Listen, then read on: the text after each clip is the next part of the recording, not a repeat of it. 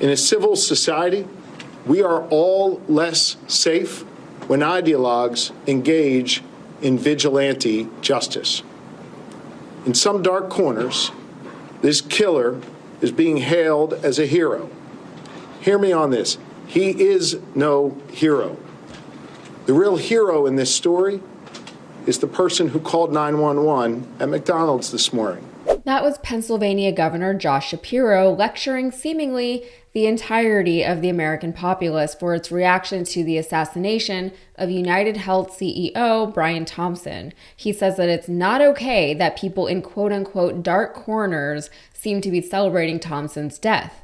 And yes, some people are celebrating what happened. A small handful, like Governor Shapiro, are appalled at the barbarism of the attack. However, I would say that most others are apathetic to it. People simply can't be bothered to care about the death of one person who they believe is responsible for the deaths of so many other Americans, none of which, by the way, made national headlines for days on end or resulted in any kind of investigation or manhunt or arrest. Who cares that this guy died because of predatory behavior? Because someone he's never seen or heard of before decided his life should end.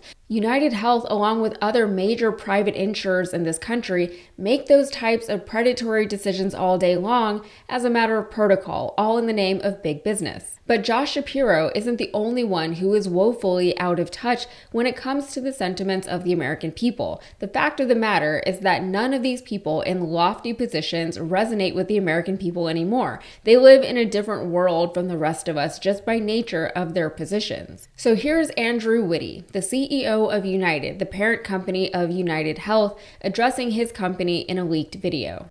The mission of this company is truly to make sure that we help the system improve by helping the experience for individuals get better and better.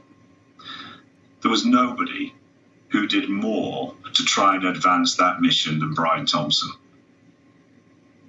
And there are very few people in the history of the US healthcare industry who had a bigger positive effect on American healthcare than Brian.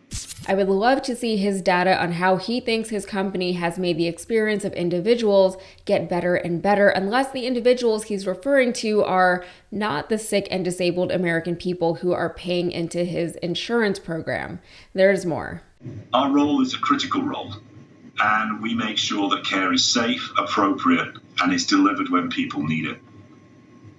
And we guard against the pressures that exist for unsafe care or for unnecessary care to be delivered in a way which makes the whole system too complex and ultimately unsustainable.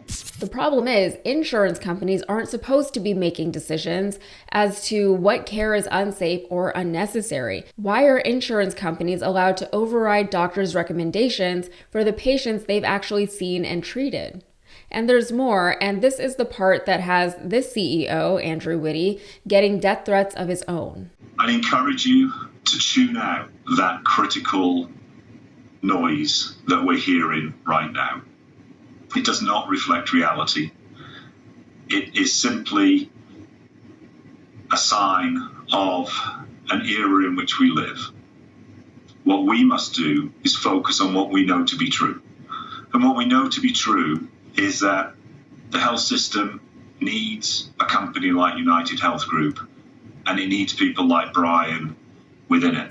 Talk about living in a bubble, talk about willful ignorance, talk about privilege. No lessons were learned, no introspection was done, and no humility was found.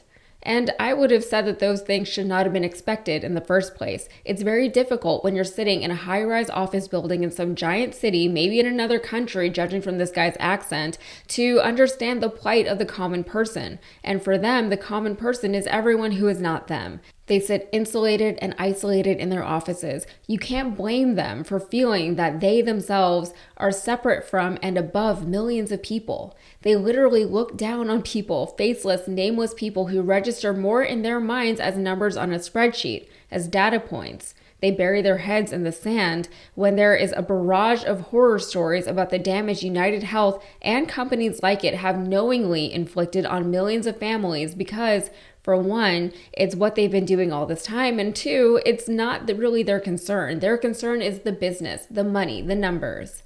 But even those numbers aren't working out well for UnitedHealth in the aftermath of Thompson's death.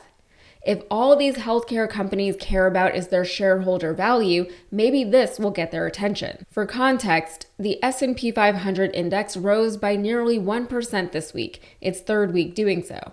However, UnitedHealth Group's stock fell 5% last Friday, which contributed to a 10% loss for that week. That translates to approximately $56 billion from the market cap. After that video of Andrew Witty, the United CEO, was leaked, after-hours trading dropped 5% on Sunday. Similar trends have been seen with other insurance companies. Elevance Health, the parent company of Anthem Blue Cross Blue Shield, fell 6% by the end of the week.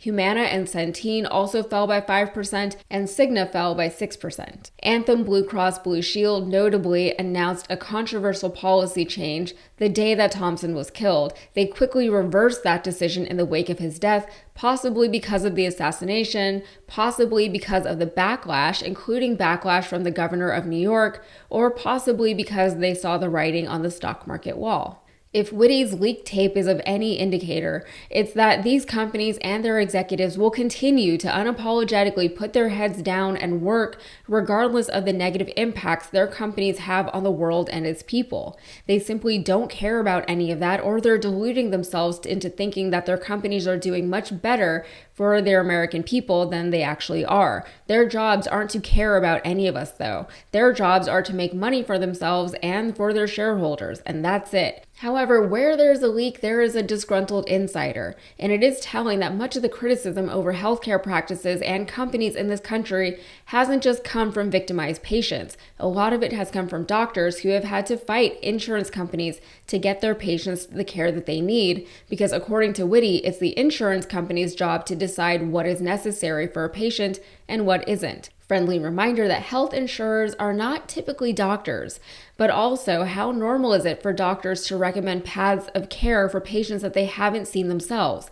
That's not even normal. Maybe the billions of dollars in lost market cap will finally speak to these health insurance executives, but there is a reason why these health insurance companies don't mind spending millions of dollars every election cycle on lobbying efforts. All right, that's it for me. If you got anything out of this, please like the video and subscribe to the channel for more. Thanks.